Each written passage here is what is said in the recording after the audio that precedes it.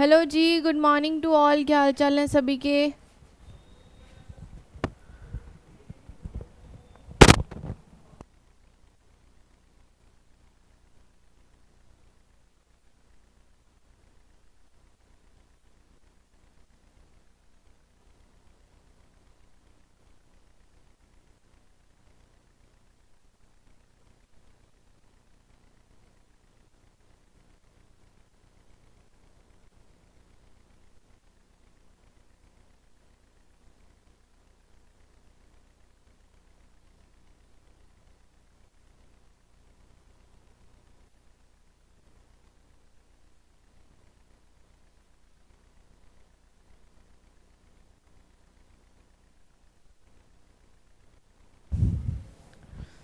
हाँ जी, क्या हाल चाल है सभी के। तो आज से हम नेट इकोनॉमिक्स का बैच स्टार्ट कर रहे हैं। हाँ जी, क्लास आपकी स्टार्ट हो चुकी है। इट्स 11:30। ड्यू टू रेन आपकी क्लास थोड़ी डिले हुई, क्योंकि दिल्ली का वेदर आप सबको पता ही है। तो आज हम स्टार्ट कर रहे हैं classical and Keynes theory of income, output and employment. और जो लोग नए हैं, अभी न्यू हैं, हमारे साथ अभी जुड़े हैं, उन लोगों के लिए इन्फॉर्मेशन कि आज से नेट का बैच स्टार्ट हो रहा है। तो उसके लिए आज फर्स्ट क्लास है। मैक्रो इकोनॉमिक्स का ये टॉपिक है, classical and Keynes theory of income, output and employment.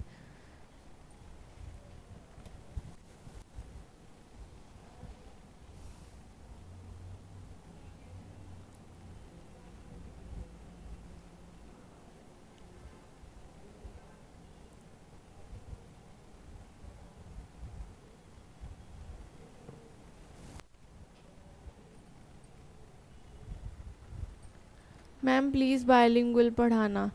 देखिए जी, जितना मेरे से हो पाएगा उतना मैं पक्का पूरी कोशिश करूँगी कि आपको हिंदी में भी बता पाऊँ चीज़ों को।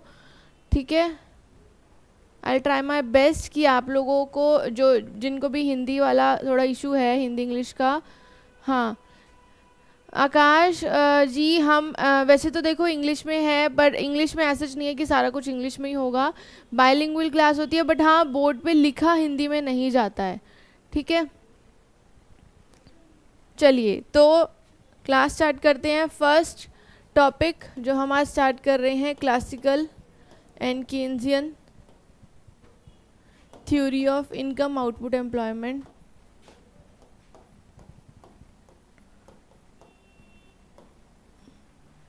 बहुत ही इम्पॉर्टेंट टॉपिक है। मीन्स अब ये समझो ये बेस है मैक्रो इकोनॉमिक्स का। और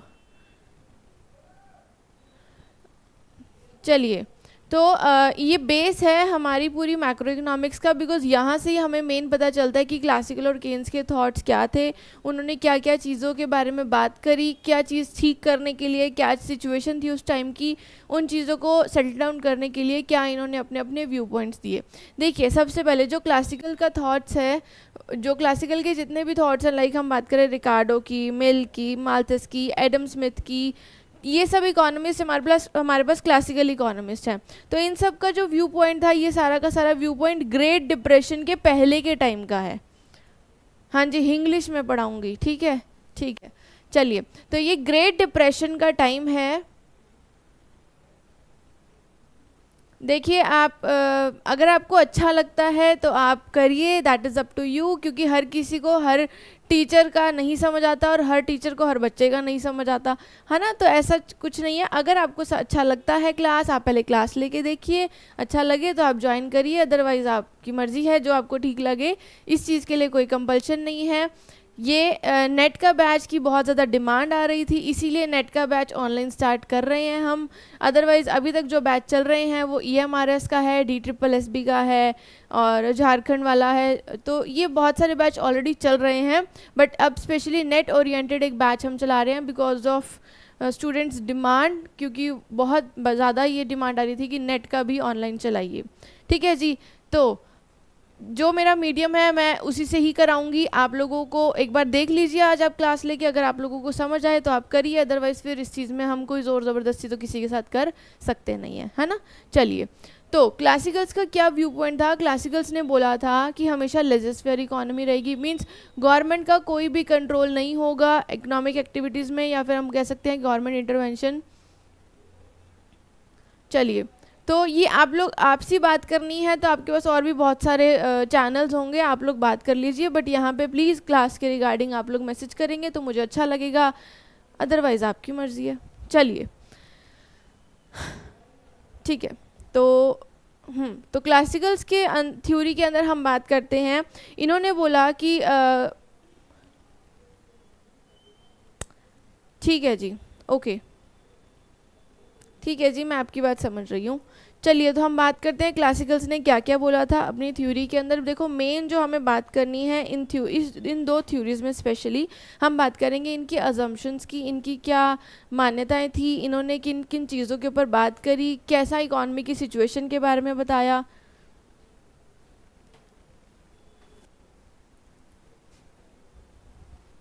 ठीक है जी शावरी जी, थैंक यू सो मच, आप मेरी क्लास लेते हो। चलिए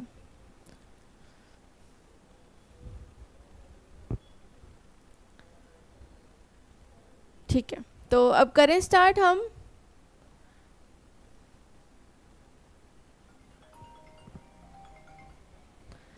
तो हम करते हैं सबसे पहले क्लासिकल्स के थॉट। ये बिफोर डिप्रेशन,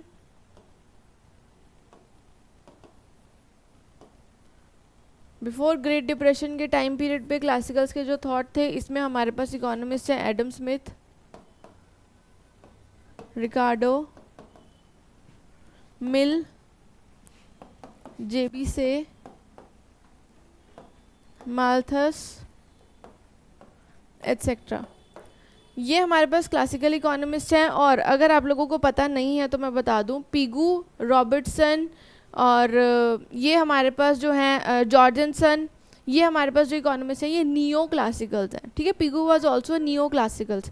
तो ये हमारे पास क्लासिकल इकोनॉमिस्ट हैं, इनके जो व्यू पॉइंट हैं इनके बारे में हम बात करते हैं। बट यहाँ पे हम ना पिगू का भी एक व्यू पॉइंट पढ़ेंगे, इस थ्योरी के अंदर हम पिगू का भी एक व्यू पॉइंट पढ़ेंगे, क्योंकि पिगू ने अपनी थ्योरी के अंदर अपने एक कंसेप्ट दिया था पिगू इफेक्ट, जो कि इस थ्योरी से मेल खाता था या इस थ्योरी के व्यू पॉइंट से वो सेट होता था। तो इसलिए पिगू के इफेक्ट को हम यहाँ पे भी पढ़ते हैं बट लास्ट में पढ़ते हैं। वो क्या है पिगू का इफेक्ट, ये बहुत बार प्रीवियस ईयर में पूछा गया है, तो हम अभी इसको स्टार्ट करते हैं एंड देन फिर पिगू के इफेक्ट पे आएंगे।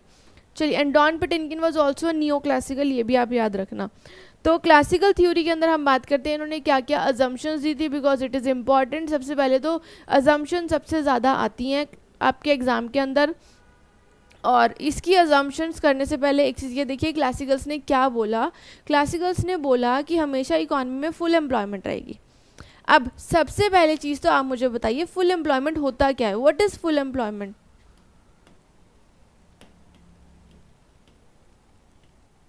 अगर आप लोगों को पता है तो बहुत अच्छी बात है। देखिए ये जो टॉपिक्स है ना, ये छोटी छोटी टर्म्स यही इंटरव्यू में भी पूछी जाती हैं। आप में से बहुत लोग केवीएस के लिए इंटरव्यू के लिए प्रिपेयर करा होगा या इंटरव्यू देना होगा, या कोई लोग कॉलेज में या स्कूल में इंटरव्यू देने जा रहे होंगे या देंगे इन फ्यूचर। तो आप लोगों के लिए छोटी छोटी टर्म्स को याद रखना ना बहुत इंपॉर्टेंट है।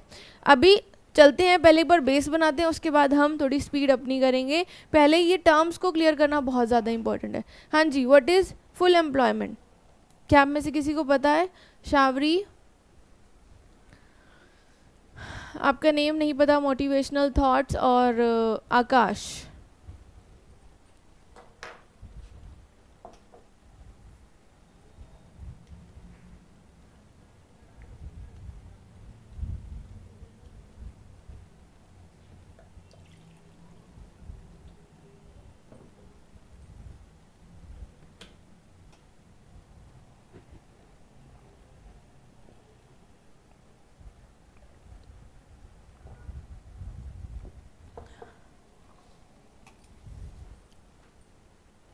ओके जी सम्या, तो देखिए फुल एम्प्लॉयमेंट का मतलब होता है कि इकोनॉमी के अंदर कुछ ना कुछ वॉलंटरी एम्प्लॉयमेंट रहती है, कुछ ना कुछ वॉलंटरी अनएम्प्लॉयमेंट होना ज़रूरी है। हम ये कहते हैं अगर हमारी इकोनॉमी के अंदर 10 लाख पॉपुलेशन है तो फुल एम्प्लॉयमेंट का मतलब ये नहीं कि सारे के सारे एम्प्लॉयड हैं, ये इसका मीनिंग नहीं है।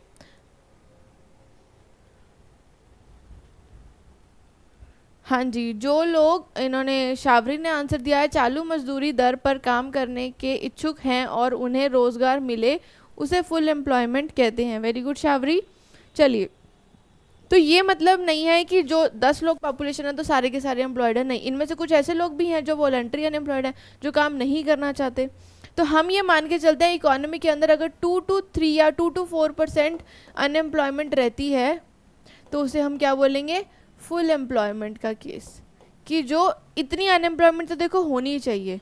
हाँ, जब जितने लोग हैं ऑलमोस्ट सभी को ही काम मिल रहा है, जो काम करना चाहते हैं उन सबको काम मिल रहा है, उसे हम बोलते हैं फुल एम्प्लॉयमेंट की सिचुएशन। तो ये था फुल एम्प्लॉयमेंट की बात। अब हम यही बात केन्स में क्रिटिसाइज करेंगे।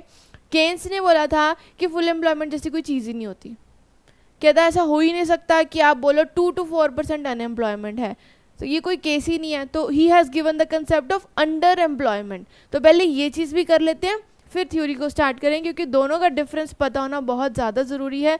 अभी हाल ही में मेरा एक इंटरव्यू हुआ था, तो वहाँ पे मुझसे उन्होंने टर्म पूछी थी, what is the difference between unemployment, under employment, full employment. फिर उन्होंने पूछा था what is aggregate demand, effective demand, market demand. तो ये कुछ टर्म्स पूछते हैं इंटरव्यू में भी, तो तभी मैं आप लोगों को ये जो छोटी छोटी टर्म्स हैं पहले बता रही हूँ, बिकॉज ये चीज़ें आपको एग्ज़ाम में भी आती हैं और आपको इंटरव्यू में भी पूछी जाती हैं। ठीक है, तो चलिए, what is under employment.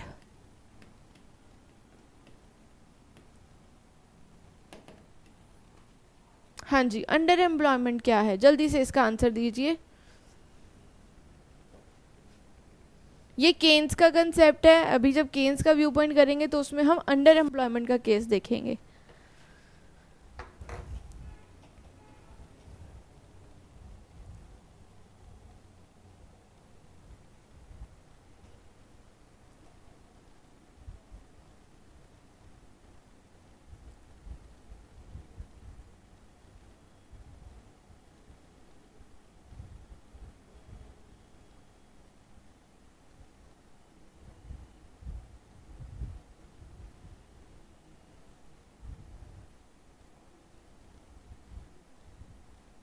When labor is less than what is required, ऐसा होता है रूहानी का, जब लेबर कम है जितनी हमें ज़रूरत है।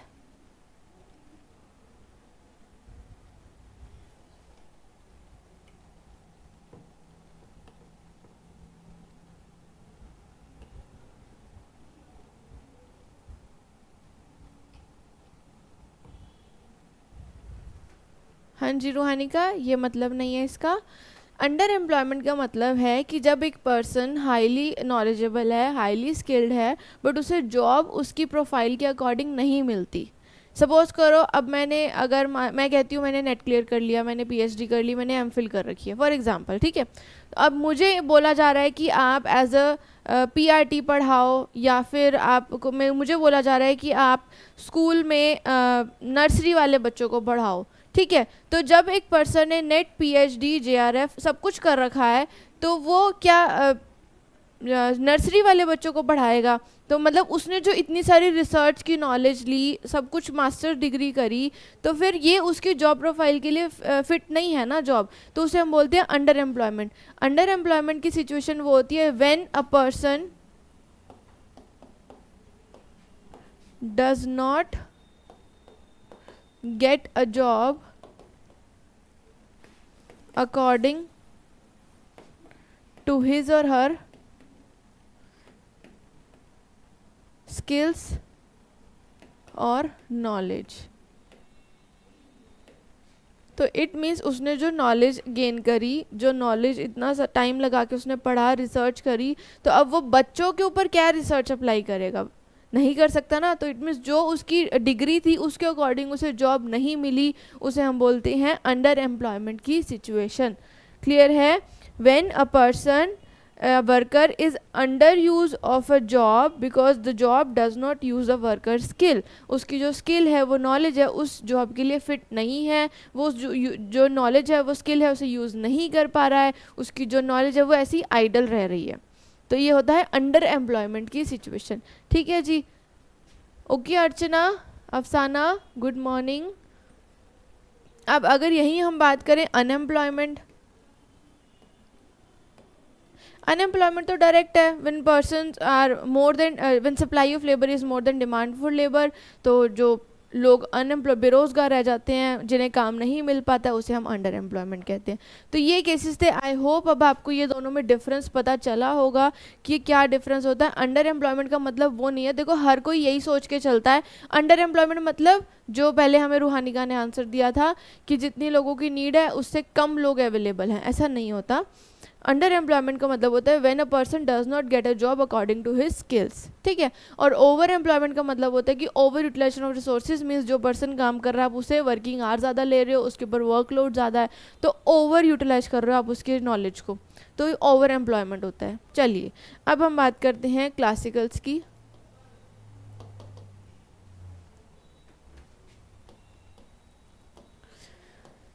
क्लासिकल कंसेप्ट, सबसे पहले तो क्लासिकल ने labour market, money market, goods market, सभी में ही इक्विलिब्रियम बताया था, संतुलन। कह रहा है श्रम बाजार, मुद्रा बाजार और वस्तु बाजार सभी में ही क्या होगा, संतुलन होगा। ये क्लासिकल का कंसेप्ट था। उसने अपने इसी कंसेप्ट को प्रूव करने के लिए बहुत सारे अजम्पशंस दी। अब वन बाय वन उस अजम्पशंस को हम देखते हैं इन्होंने क्या क्या बोला।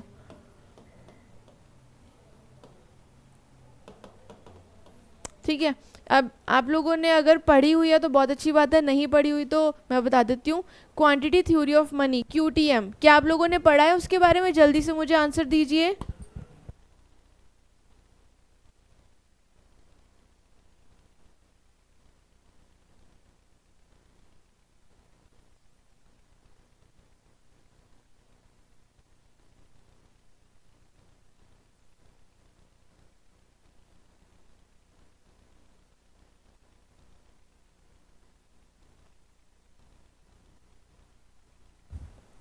हाँ जी बताइए जल्दी से, क्यूटीएम थ्योरी क्या कहती है?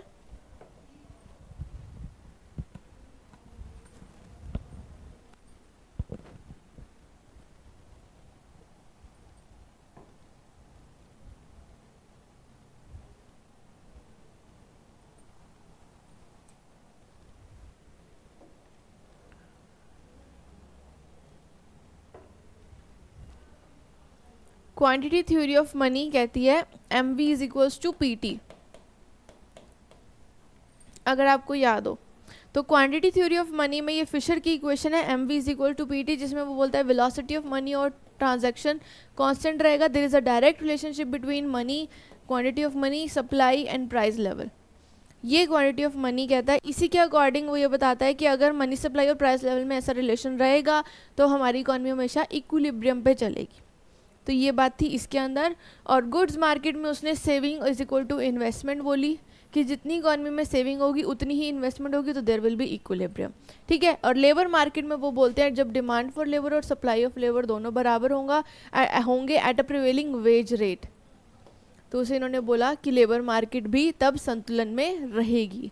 ये इन बातों से इसने इक्विलिब्रियम बताया, ठीक है। ज़्यादा डिटेल में डेरिवेशन ये सब वाला पार्ट आपको नहीं करना, because you are preparing for MCQ exam, MCQ type of question. तो डिटेलिंग इसकी डेरिवेशन वाला पार्ट आई वुड सजेस्ट कि आप ना करिए। अगर अच्छा लगता है, इंटरेस्ट है, आता है समझ, तो आप करिए, कोई प्रॉब्लम नहीं है इसमें। कि अगर आपको लगता है कि नहीं मुझे तो अपना सारा ही करना है, पूरा एक नॉलेज लेनी है, तो आप करिए, इसके ऊपर कोई प्रॉब्लम नहीं है। बट हाँ, मैं हमेशा कहती हूँ कि स्मार्ट वर्क ज़्यादा करो, बिकॉज आपके पास सिर्फ यही एक टॉपिक नहीं है पढ़ने के लिए, या फिर सिर्फ एक मैक्रो नहीं है, आपको रेस्ट 9 यूनिट्स भी करनी है। और 9 के अंदर 2 यूनिट ऐसी हैं जो सम अप है अदर के साथ, लाइक इकोनोमेट्रिक्स और stats, population and environment economics. तो ये टोटल देखा जाए तो 12 यूनिट्स हैं। तो आप थोड़ा स्मार्टली चलोगे तो आप ये 3-4 महीने में इजीली अपना एग्ज़ाम क्लियर कर सकते हो। चलिए, तो अब इन्होंने क्या अजम्पशंस दी वो करते हैं। सबसे पहले ये बोलते हैं फुल एम्प्लॉयमेंट होगा विदाउट इन्फ्लेशन, मीन्स उसने बिजनेस साइकिल आने को नहीं बोला था इकोनॉमी के अंदर। सेकंड, ये बोलता है लेजिस फेयर इकोनॉमी।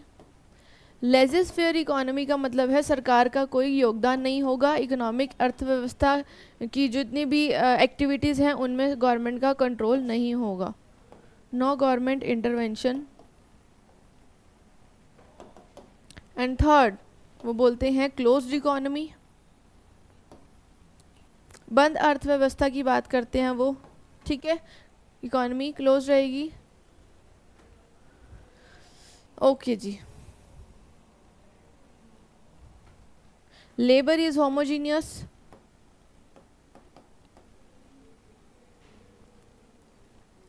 अब देखिए हुआ क्या, अब इनकी सारी कहानी लेबर पे ही चल रही है, because being a classical economist ये लेबर को ज़्यादा महत्व देते हैं, क्योंकि demand for labour supply of labour आने पे ही ये बोलते हैं कि वो जो जहाँ पे डिमांड फॉर लेबर और सप्लाई ऑफ लेबर एक दूसरे को इंटरसेक्ट करेगी, that will be the equilibrium wage rate, means जो इकोनॉमी को एक सही रास्ते पे या संतुलन के पाथ पे लेके चलेगा। तो लेबर इज़ होमोजीनियस। फिर ये बोलते हैं next assumption, wages and prices are flexible.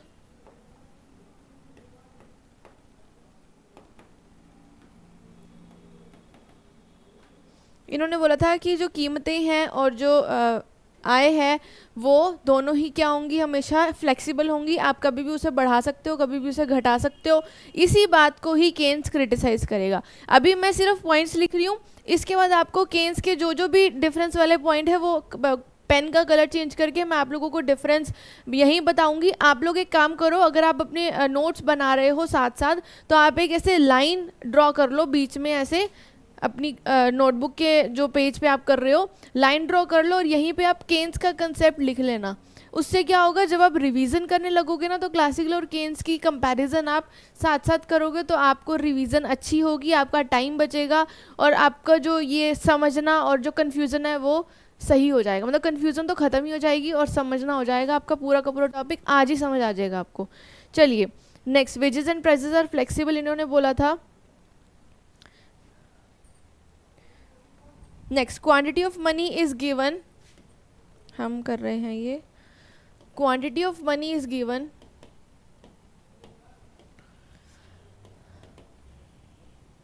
Capital stock and technical knowledge is constant. कह रहा जो तकनीकी उनको नॉलेज है या उनके पास जो भी पूंजी का स्टॉक है वो सब स्थिर रहेगा, उसमें कोई चेंज नहीं होगा। तो इसने इनको ज़्यादा इम्पोर्टेंस नहीं दी।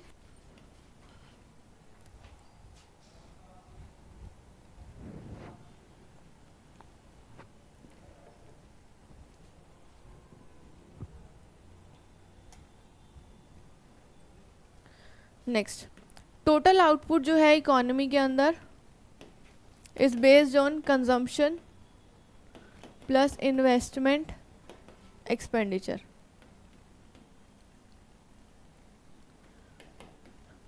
लागत और निवेश खर्चे के ऊपर ही कहता है, दोनों ही कुल उत्पाद निर्भर करता है।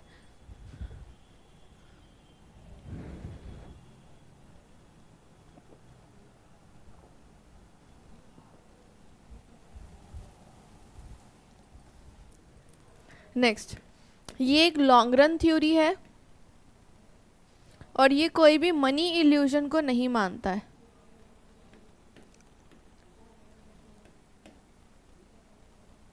अब ये मनी इल्यूजन क्या होता है, देखिए ये बात समझनी बहुत ज़्यादा ज़रूरी है। मनी इल्यूजन, फॉर एग्जांपल अफसाना और शावरी, अफसाना और शावरी मेरे अंडर जॉब कर रही हैं, ठीक है। तो मैंने अफसाना और शावरी को बोला कि आपको ना मैं 10,000 पर मंथ दूंगी, इनकी इनकम है इन दोनों की, जिसे हम बोलते हैं मनी इनकम, क्योंकि ये करंट इनकम है या फिर करंट वेजेस की बात हो रही है, तो मनी इनकम है ये। 10,000 रुपये इनको महीना मैं दे रही हूँ। अब मैंने कहा कि तुम लोगों को ना मैं, अब क्योंकि देखो रिसेशन चल रहा है, गुड आफ्टरनून जी, रिसेशन चल रहा है, तो मैंने बोला कि अब तुम लोगों को ना मैं इनकम 8,000 रुपीज़ दूंगी, ठीक है।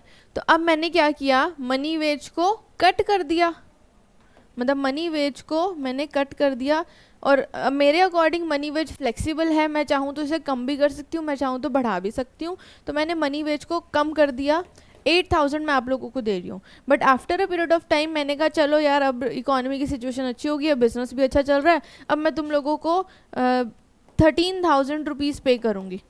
तो मैंने मनी वेजेस या मनी इनकम एक ही बात होती है। एक चीज़ और, मैक्रो लेवल पे इनकम, ये मैंने आपको शायद नेशनल इनकम में भी बताया हुआ है, income output employment. Macro level पे ये तीनों एक ही मतलब होता है। आप चाहे मनी इनकम बोलो, मनी वेजेस बोलो, मनी आउटपुट बोलो, सब सेम होगा मतलब, क्योंकि देखो अल्टीमेटली जो उत्पाद बनता है, क्योंकि हम नेशनल इनकम में भी 3 मेथड करते हैं। अब क्या हुआ, नेशनल इनकम में जब हम 3 मेथड पढ़ते हैं, फिर सबसे पहले है प्रोडक्ट मेथड, मतलब हम एक प्रोडक्ट बनाते हैं। उस प्रोडक्ट को बनाने के लिए क्या हुआ, आपकी इनकम हुई, बिकॉज आप लोगों ने शावरी और अफसाना मेरे अंडर जॉब कर रही थी, तो उस प्रोडक्ट को बनाने के लिए शावरी और अफसाना की हुई इनकम। ठीक है, अब वहीं उसको ये हर्षु है और हमारे पास और भी जितने भी स्टूडेंट्स हैं, अभी मुझे सिर्फ यही नाम दिख रहे हैं, तो हर्षु है, तो इसने क्या किया, वो प्रोडक्ट परचेज किया मुझसे। अब हर्षु की क्या हुई, एक्सपेंडिचर, उसका एक्सपेंडिचर मेरी इनकम। तो इकोनॉमी में अल्टीमेटली सारा कुछ हुआ कब, जब एक प्रोडक्ट बना। तो अल्टीमेटली उस एक प्रोडक्ट को बनाने के लिए किसी की इनकम हुई, किसी की कंजम्पशन मतलब एक्सपेंडिचर हुआ, खर्चा हुआ। तो बात तो सारी उसी एक प्रोडक्ट की हो रही है ना। तो इसीलिए मैक्रो लेवल पे आउटपुट, इनकम, एम्प्लॉयमेंट एक ही होता है, बिकॉज उस प्रोडक्ट को बनाने के लिए किसी को एम्प्लॉयमेंट मिलती है, किसी की इनकम होती है। क्लियर है सभी को ये पार्ट। अब मैंने क्या किया, इनकी मनी वेजेस को बढ़ा दिया, क्योंकि मेरे को लग रहा था कि अब बिजनेस सही चल रहा है, काम भी अच्छा है, सब कुछ, तो इनकी इनकम बढ़ा दी जाए। तो पहले तुम्हारी इनकम 2000 से मैंने कम करी, फिर मैंने तुम्हारी इनकम 5000 से बढ़ा दी अब तो। ठीक है, तो ये इनका कंसेप्ट था, money wages are flexible, money income are flexible, ये बात हुई। अब ये मनी इल्यूजन की टर्म कैसे आई, देखो अब एक बात बताओ, जब मैंने तुम्हारी इनकम कम करी तो मुझे पता इकोनॉमी के अंदर इन्फ्लेशन आया था। अब इन्फ्लेशन हम बात करते हैं purchasing power of money.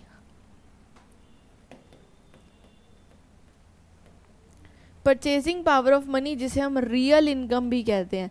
Real income और नॉमिनल इनकम में यही डिफरेंस है। नॉमिनल इनकम सिर्फ यही होती है जो हमें मुद्रा की टर्म में मिलती है।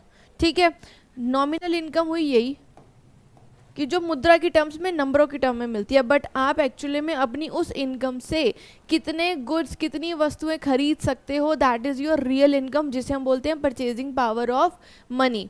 अब हुआ क्या, आपने इसको कैसे आप फाइंड आउट करते हो, जो आपकी नॉमिनल इनकम थी डिवाइडेड में प्राइस लेवल। अब ये लोग मान के चलते हैं, कहते हैं मनी इल्यूजन होता ही नहीं है।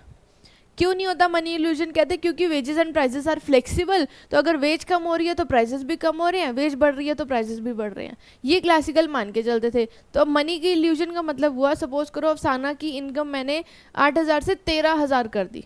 ठीक है, अब मुझे पता है 5000 इनकम बढ़ाने से ये इसकी परचेजिंग पावर में कोई फ़र्क नहीं आएगा। जितना ये पहले 10,000 का सामान खरीद पा रही थी, उतना ही अब ये 13,000 का सामान खरीद पा रही है। मतलब जैसे आप लोगों के ग्रैंड पेरेंट्स बोलते होंगे, हाँ मुद्रा भ्रम बोलते हैं, जैसे आप लोगों के ग्रैंड पेरेंट्स बोलते होंगे अब तो तुम्हारे पास 100 रुपये की एक चॉकलेट आती है, हम 100 रुपये में पूरा सब्जियों का थैला भर के ले आते थे। पहले के टाइम पे तो 100 रुपये में एक साइकिल भी आ जाती थी, है ना। तो क्या हुआ, अल्टीमेटली मुझे पता है कि जब मैंने तुम्हारी इनकम 10,000 दी थी तब भी वही गुड्स ले पा रहे थे, है ना, और 8,000 दी तब भी तुम वही गुड्स ले पा रहे हो, 13,000 करी तब भी तुम वही गुड्स ले पा रहे हो। तो इससे हुआ क्या कि जो ये एक मनी इल्यूजन का कंसेप्ट है, मनी का भ्रम जिसे हम कहते हैं, कि आपको नंबरों की टर्म में तो लगा मेरी इनकम वाओ 8 से 13,000 हो गई, ठीक है, बट एक्चुअल में जो वैल्यू ऑफ मनी है वो गिर गई because of inflation, because of price level. और हम सबको पता है value of money is equal to 1 by price level. Price level बढ़ता है तो वैल्यू ऑफ मनी कम हो जाती है। ये बहुत छोटी छोटी टर्म्स हैं, आपको पता होना चाहिए। प्राइस लेवल बढ़ता है तो वैल्यू ऑफ मनी कम हो जाती है। अब प्राइस लेवल बढ़ा इकोनॉमी के अंदर तो परचेजिंग पावर ऑफ मनी कम हो जाती है। ये होती है रियल इनकम। ये क्लासिकल मान के चलते ऐसा कुछ नहीं होता, बट केन्स ने बोला कि रियल इनकम का, मनी इल्यूजन का कंसेप्ट होता है, क्योंकि जो इकोनॉमिस्ट होते हैं, जो कैपिटलिस्ट होते हैं ना, वो अपने वर्कर्स को एक्सप्लॉयट करते हैं। इसी वजह से वो क्या करेंगे, 2000 पे सैलरी बढ़ा देंगे और कहेंगे जा तू ऐश कर। अब वो क्या ऐश करेगा भाई, इतने से तो इन्फ्लेशन ही हो गया, प्राइस लेवल ही बढ़ गए, अब वो ऐश कहाँ से करेगा? जो चीज़ें पहले वो 8,000 में खा रहा था वो ही 10,000 में खा रहा है। 2,000 बढ़ा के आपने क्या एहसान कर दिया उस पर? नहीं। तो ये आप उसको मनी का एक भ्रम पैदा कराते हो, जिसे बोला जाता है मनी इल्यूजन। बट क्लासिकल्स ने मनी इल्यूजन का पार्ट नहीं माना था। क्यों नहीं माना था ये भी मैं आपको बता दूं, क्योंकि क्लासिकल्स ये कहते हैं कि वेजेस और प्राइसेस दोनों ही फ्लेक्सिबल हैं। तो जब दोनों ही फ्लेक्सिबल होंगे तो कहता फिर भ्रम कहाँ से हो जाएगा? ठीक है जी, चलिए, तो ये पार्ट था मनी इल्यूजन का। नेक्स्ट पॉइंट इन्होंने अपनी थ्योरी में बोला, law of diminishing returns operate करते हैं। Money wage and real wage, अच्छा ये वाला पॉइंट भी रह गया। Money wage and real wage are flexible. Money wage और रियल वेज दोनों ही फ्लेक्सिबल हैं and directly related to each other.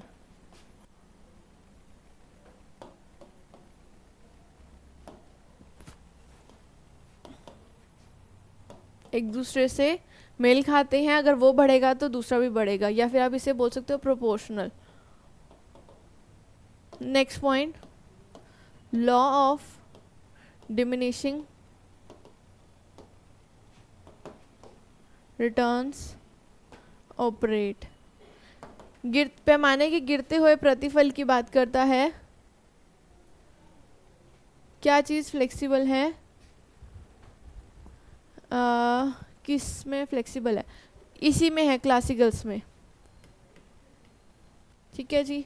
और इसके बाद हम बात करते हैं सप्लाई साइड इकोनॉमी की। इन्होंने बात करी जेबी से का लॉ इन्होंने अपनाया, supply creates its own demand. JB Say का ये कंसेप्ट है कि सप्लाई अपनी डिमांड खुद क्रिएट करती है। ठीक है, तो supply creates its own demand, ये जेबी से के लॉ के ऊपर निर्धारित है, क्लासिकल की थ्योरी। नेक्स्ट ये लोग कहते हैं savings are automatically invested.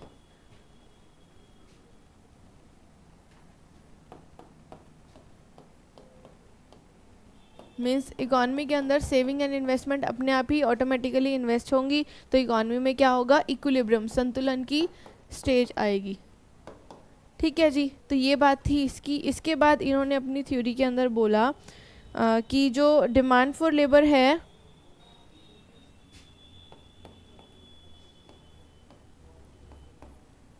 Demand for labour is a function of real wage. But कैसा फंक्शन है? इन्होंने बताया इनवर्स रिलेशन। इसे भी अभी समझते हैं ऐसा क्यों बताया इसने। And supply of labour is also a function of real veg, इसे हम बोलते हैं रियल वेज। ये पॉजिटिव रिलेशन है इन दोनों में। ये कहता है जैसे ही रियल वेजेस बढ़ेंगे। अब मुझे एक बात बताओ, रियल वेजेस कौन सी? Purchasing power of money. हाँ जी, 27 को आपका एग्ज़ाम है। हाँ जी, टॉपिक तो सेम है, आ रहा है ये टॉपिक भी आपके एग्ज़ाम में। चलिए, तो रियल वेज का मतलब होता है, अभी हमने देखा परचेजिंग पावर ऑफ मनी। तो ये क्लासिकल्स कहते हैं जैसे ही रियल वेज बढ़ती है ना, तो लोग ये चाहते हैं हमें भी जॉब मिले, हमें भी जॉब मिले, ताकि हमारी परचेजिंग पावर बढ़े। Everybody wants to get a job. क्यों? क्योंकि भाई रियल वेज बढ़ रही है, तो सप्लाई ऑफ लेबर वो ज़्यादा करेंगे। But being a capitalist, being an entrepreneur, वो ये कहेगा यार रियल वेजेस बढ़ रही है, मैं क्यों ज़्यादा काम दूं, मैं टेक्नोलॉजी या फिर मैं अपनी कैपिटल स्टॉक से अपना आउटपुट बढ़ाऊं, अपना प्रॉफिट कमाऊं, है ना। तो वो क्या करेगा? डिमांड फॉर लेबर कम कर देगा, बिकॉज जब रियल वेजेस बढ़ती हैं तो एंटरप्रेन्योर को ज़्यादा कुछ फ़ायदा नहीं मिला, तो वो क्या करेगा? डिमांड फॉर लेबर कम कर देगा। ये रिलेशन हमें क्लासिकल्स ने बताया था कि demand for labour has a negative relation. आप वैसे ही समझो ना, जब इनकम बढ़ती है तो एंटरप्रेन्योर यही चाहता है यार मैं लोगों का भला क्यों करूं, बिकॉज वो प्रॉफिट मोटिव के लिए होता है, अपना फ़ायदा देखता है, सेल्फ मोटिव। तो वो ये कहेगा यार मैं तो डिमांड फॉर लेबर नहीं करता, ज़्यादा डिमांड फॉर लेबर करूँगा मेरी जेब से ज़्यादा पैसा जाएगा, तो वो क्या करता है? डिमांड फॉर लेबर कम करता है। सेम वही केस। और सप्लाई ऑफ लेबर, हम चाहते हैं हमारी जॉब मिले, हमें हमारा इनकम बढ़े, हम अपनी लाइफ स्टाइल अच्छा जिए। तो ये कंसेप्ट है demand for labour and supply of labour का। इसके बाद ये अपनी थ्योरी में बोलता है चलिए पहले ये पिगू इफेक्ट कर लेते हैं. The theory is based upon Pigou effect, या फिर classical believed in Pigou effect. क्या ये कंसेप्ट पिगू ने दिया? पिगू इफेक्ट ये कहता है when there is a money wage cut, money wage cut होगी देन इकोनॉमी में फुल एम्प्लॉयमेंट आएगा. अब ये कैसे होगा? ये इसका मेन पॉइंट है. स्टेटमेंट आपसे एग्जाम में पूछ सकते हैं.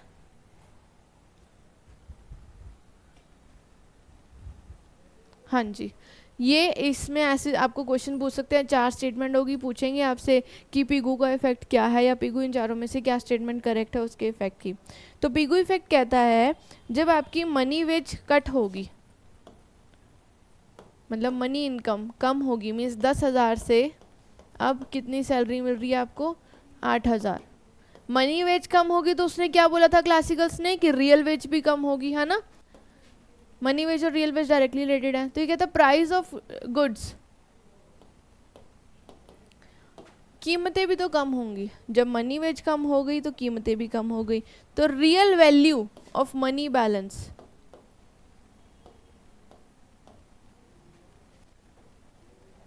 अब देखो हुआ क्या. रियल वैल्यू, रियल वैल्यू कैसे काउंट होगा? Money veg bye prices. कहता है ये कम हुई तो ये भी कम होंगी, तो अल्टीमेटली ये हमारा बढ़ जाएगा. Real value of money balance will increase, क्योंकि प्राइसेस भी कम हो गई. अब हम सबको पता है जैसे ही प्राइसेस कम होते हैं तो वैल्यू ऑफ मनी क्या हो जाती है? बढ़ जाती है, क्योंकि परचेजिंग पावर बढ़ गई. तो real value of money balance will increase. अब इससे क्या होगा? पीपल बिकम रिच, मतलब उनकी परचेजिंग पावर बढ़ गई. पीपल बिकम रिच, फिर वो क्या करेंगे? और ज़्यादा खपत करेंगे, कंजम्पशन, और ज़्यादा कंजम्पशन करेंगे तो इकॉनमी में क्या होगा? डिमांड बढ़ेगी. एग्रीगेट डिमांड बढ़ेगी तो डिमांड फॉर लेबर भी होगी उत्पाद बनाने के लिए, और जब डिमांड फॉर लेबर होगी तो इकॉनमी में इनकम, आउटपुट एंड एम्प्लॉयमेंट,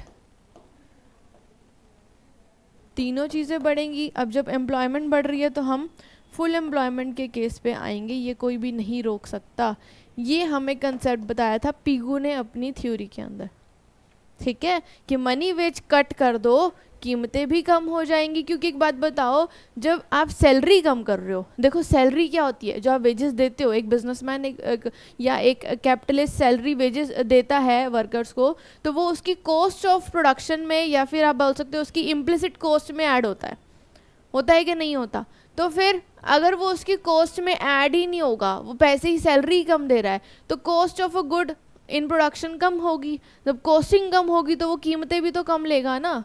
तो फिर इसीलिए वो बोलता है जब मनी वेज कम करोगे प्राइसेस कम होगा, real value of money balance बढ़ेगा, पीपल बिकम रिच, कंजम्पशन होगी, डिमांड फॉर लेबर होगी, तो इनकम, आउटपुट, एम्प्लॉयमेंट होगी, तो फुल एम्प्लॉयमेंट आएगी. आई होप ये कंसेप्ट आपको समझ आया होगा.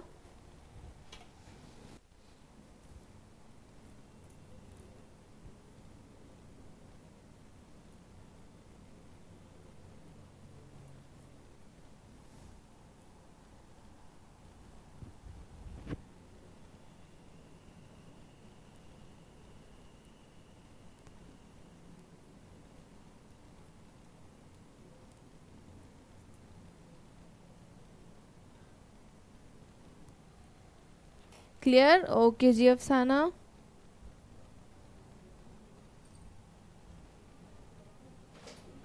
नेक्स्ट ये बोलता है अपनी थ्योरी के अंदर,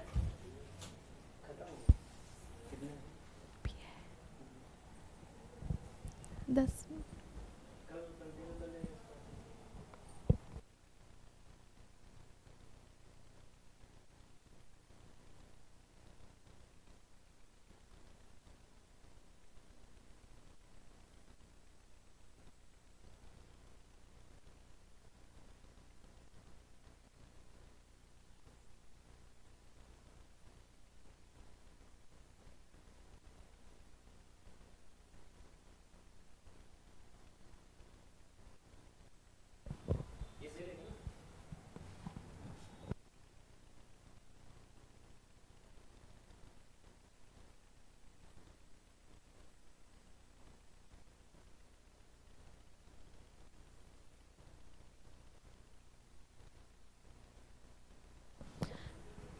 चलिए, तो अब हम बात करते हैं इसका नेक्स्ट पॉइंट, जो कि ये गुड्स मार्केट इक्विलिब्रियम में कहता है। मैंने आपको बताया था ये गुड्स मार्केट इक्विलिब्रियम की बात करता है,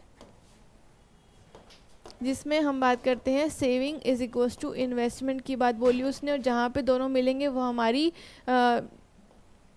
इक्विलिब्रियम स्टेट है। अब इसको समझाने के लिए इसने क्या बोला, saving is a function of income, और दोनों में पॉजिटिव रिलेशन है, and investment is a function of rate of interest, और इन दोनों में नेगेटिव रिलेशन है। अब ये रेट ऑफ इंटरेस्ट का ना लॉजिक समझ लो आप लोग, होता क्या है, क्योंकि बच्चों को ना बहुत बार कन्फ्यूज़न होती है इस चीज़ में कि रेट ऑफ इंटरेस्ट के बढ़ने से इन्वेस्टमेंट बढ़ती है, पॉजिटिव रिलेशन है, नेगेटिव रिलेशन है, क्या है।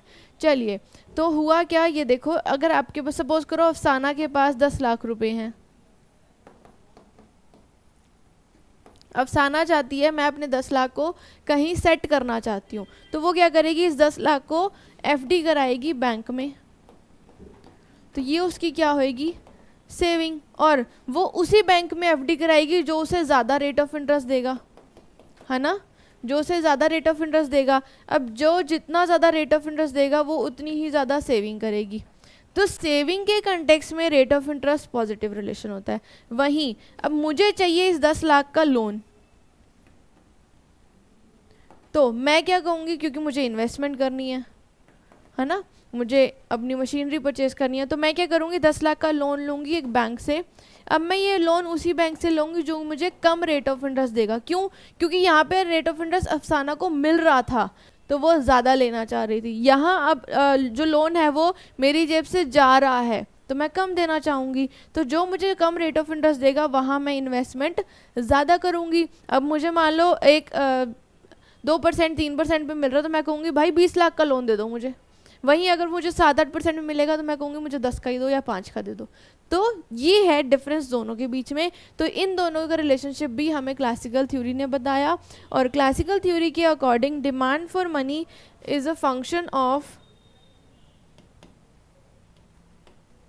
या फिर demand for money depends upon 2 factors,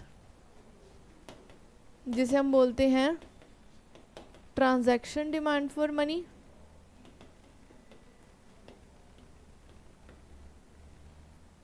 and precautionary demand for money, और ये दोनों ही फंक्शन है इनकम का। ये हमें क्लासिकल्स ने बताया कि लेन देन के लिए और सिर्फ फ्यूचर में कुछ अनफोर्सीन सर्कमस्टांसेस आ जाएं उस चीज़ से बचने के लिए लोग मनी की डिमांड करते हैं और अपने पैसे को सेव करके रखते हैं। ठीक है, फिर इसने बोला मनी इज़ न्यूट्रल, जब इसने मनी को ज़्यादा महत्व नहीं दिया, उसने उसको न्यूट्रल होने को बोला। ठीक है, फिर ये अगर जो क्लासिकल जितनी थ्योरी हमने जो भी पॉइंट्स करे ये सब सप्लाई साइड इकोनॉमी की बात करते हैं। और लास्ट पॉइंट क्लासिकल थ्योरी के अंदर कि ये थ्योरी ऑफ वैल्यू है, मतलब ये थ्योरी की हम बात करें, it is also called as a theory of value, because इसमें थ्योरी के अंदर वो लेबर को ज़्यादा महत्व देता है। Labour has given importance in this theory, labour की बात उसने ज़्यादा करी, तो इसकी थ्योरी को हम लेबर थ्योरी ऑफ वैल्यू भी बोलते हैं, बिकॉज सारी की सारी कहानी इसने लेबर के ऊपर चलाई, एम्प्लॉयमेंट के ऊपर चलाई, तो थ्योरी ऑफ वैल्यू भी बोला जाता है। और लेबर की बात करें आप या रियल वेजेस की बात करें, एम्प्लॉयमेंट की बात करें, तो इसकी लेबर थ्योरी ऑफ वैल्यू भी इसकी थ्योरी को बोला जाता है। So this was about classical theory. ये इसके सारे पॉइंट्स से मैंने सारे ही पॉइंट समझा दिए, पूरी थ्योरी का जो कंसेप्ट था वो इस पॉइंट्स में समझा दिया, बिकॉज पॉइंट टू पॉइंट सही रहता है अगर हम पढ़ते हैं तो। अब हम बात करते हैं केन्स थ्योरी।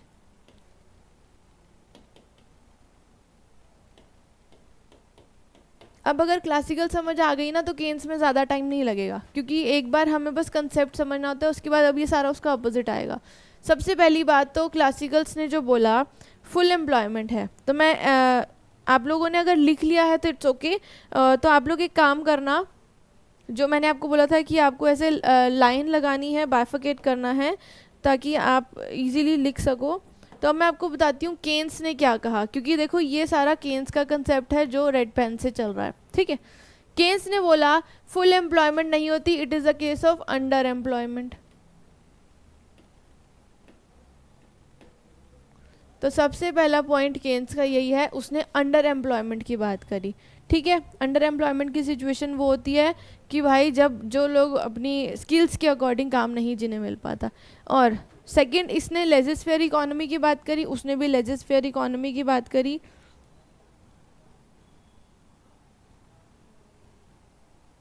ओके तो लेजिस फेयर इकोनॉमी की बात इसने करी थी, और केन्स ने बोला था कि ये केन्स ने आप बोल सकते हो रिजेक्टेड दिस कंसेप्ट।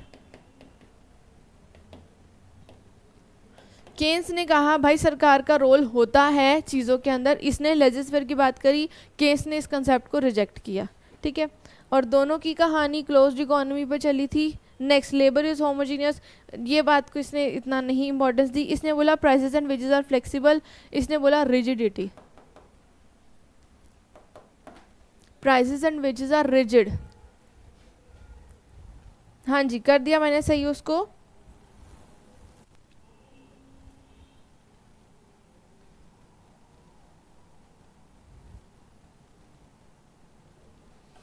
इसने बोला था government intervention is necessary for welfare, लोगों के कल्याण के लिए सरकार का आना बहुत ज़्यादा ज़रूरी है। तो ये केन्स ने बोला था। ठीक है, इसने बोला wages and prices are rigidity, rigidity of wage price, मतलब भाई फ्लेक्सिबल नहीं है, रिजिड है, आप चेंज नहीं कर सकते।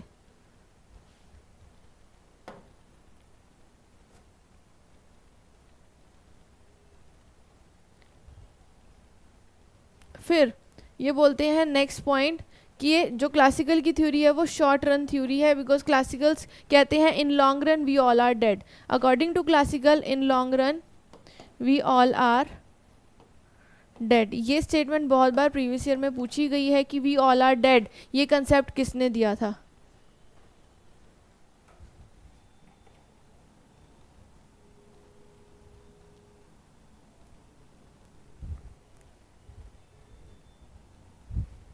फिर केन्स ने बोला था मनी इल्यूजन का कंसेप्ट होता है। Keynes believe in the concept of money illusion, जैसे इन्होंने नो मनी इल्यूजन बोला, उन्होंने क्या बोला कि मनी इल्यूजन होगा। He has given the concept of money illusion. अभी मैं आप लोगों को सारे डिफरेंस के पॉइंट बता रही हूँ, बाकी जो रेस्ट है उसके बारे में फिर बात करेंगे। इसके बाद ये लोग बोलते हैं wages, money wage and real wage are flexible, but Keynes ने बोला रिजिडिटी, नॉट फ्लेक्सिबल। और आप कह सकते हो कि they both are inversely related, both are inversely related. Proportional की बात नहीं, उसने बोला inversely related, money wage and real wage, ये लाइन उसने बोली। और फिर उसने वो जेवीसी का कंसेप्ट उसने क्रिटिसाइज किया, ये कंसेप्ट उसने क्रिटिसाइज किया, and he has given the concept of demand side economy. He said कि डिमांड क्रिएट्स सप्लाई, ना कि सप्लाई क्रिएट्स इट्स डिमांड। ठीक है, फिर क्लासिकल में प्राइस रिजिड थे, हाँ जी रिजिडिटी बोली उसने।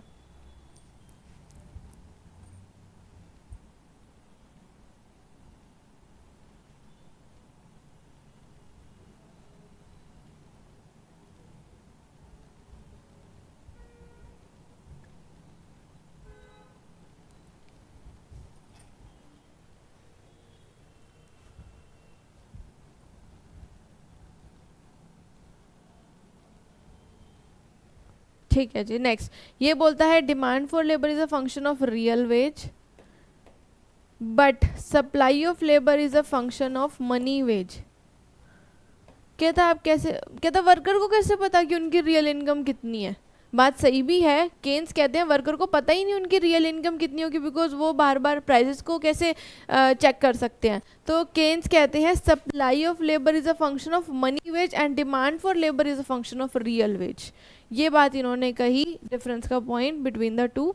इसके बाद नेक्स्ट पॉइंट जो आपके पास है पिगू इफेक्ट, ये तो इन्होंने माना ही नहीं था। इसके बाद इन्होंने बोला supply saving and investment are equilibrium की बात इन्होंने कही, बट ये कहता ऐसा होता ही नहीं है कि ये इन दोनों के बराबर हो। कहता है no doubt saving is a function of income but investment is not only a function of rate of interest, but क्या बोलता है, investment is a function of rate of interest and MEC। Now अब ये क्या है, marginal efficiency of capital, जिसे हम rate of return भी बोलते हैं। हाँ जी, तो मार्जिनल एफिशिएंसी कैपिटल के ऊपर ही भी रेट इंटरेस्ट इन्वेस्टमेंट डिपेंड करता है, क्योंकि ये है रिटर्न ऑन कैपिटल एसेट। कहता है जितना एक कैपिटलिस्ट को अपनी पूंजी पर रिटर्न मिलेगा वो उतना ही ज़्यादा निवेश करेगा। हाँ जी, फिस्कल पॉलिसी पे वो फोकस करता है। ठीक है, ये एक पॉइंट था डिफरेंस का। इसके बाद केन्स के अनुसार 3 मोटिव होते हैं डिमांड फॉर मनी के। इट इज स्पेक्यूलेटिव,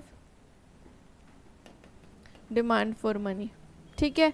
और इसने डिमांड साइड इकोनॉमी की बात करी केन्स ने, और केन्स ने सेपरेट किया, separated monetary theory from value theory. आप लोगों ने देखा होगा, मैंने अभी तक आपको ये नहीं बताया कि उसने demand for labour, supply of labour, ये सब चीज़ों के बारे में क्या बात करी, बिकॉज इसने इन सभी को मिक्स ही नहीं किया।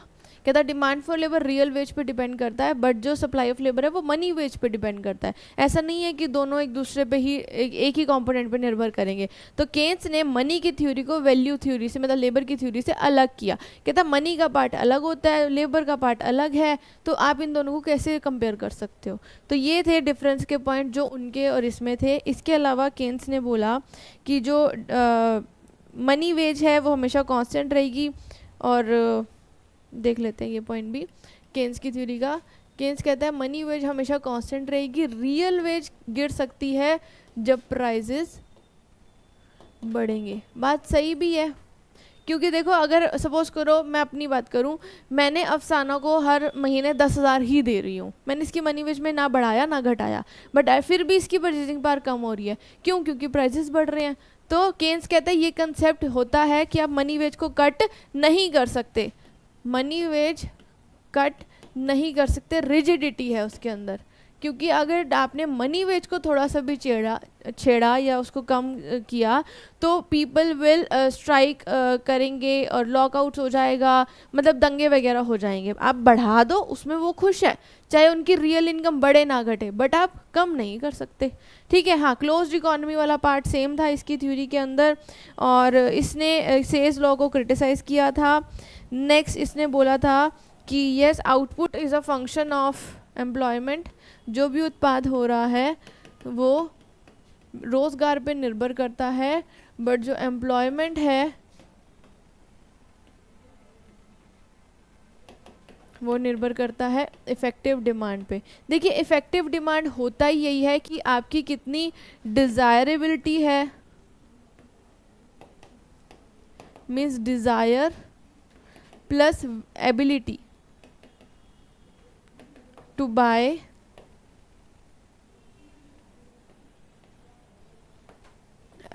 to buy a good at a prevailing employment level। जो आपकी रोज़गार का स्तर है उसके अकॉर्डिंग आप कितनी वस्तुएं खरीद सकते हो और ख़रीदना चाहते हो, that is your effective demand. Effective demand हमेशा याद रखना एम्प्लॉयमेंट पर स्टडी किया जाता है। नो डाउट ये वो सिचुएशन है जहाँ पे एग्रीगेट डिमांड एग्रीगेट सप्लाई मिलते हैं, बट हम इसे एम्प्लॉयमेंट से स्टडी करते हैं। ठीक है,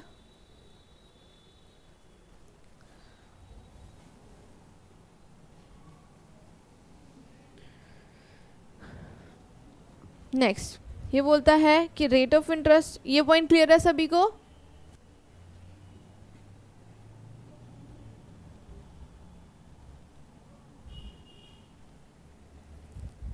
चलिए नेक्स्ट ये बोलता है जो इकोनॉमी में रेट ऑफ इंटरेस्ट डिटरमाइन होगा वो कहाँ होगा, कि rate of interest is a function of demand for labour and supply, demand for money and supply of money.